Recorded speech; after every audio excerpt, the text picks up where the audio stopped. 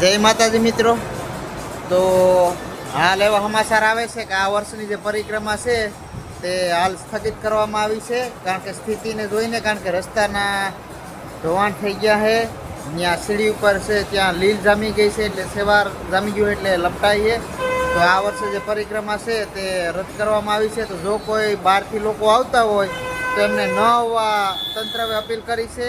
એમની જે અપીલ છે એમને માન આપજો, કારણ કે આ વર્ષે બંધ રહેશે. રસ્તા છે ત્યાં આન ક્ષેત્ર અને જે એક રૂટ છે તે સાધન ફસાઈ જાય છે.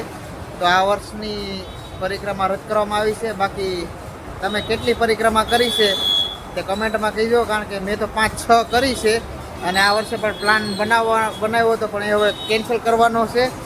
તો તમારો જો પ્લાન હોય તો કેન્સલ કરી નાખજો. બાકી કમેન્ટમાં જય ગિરનારી લખી નાખજો. જય માતાજી, જય ગિરનારી.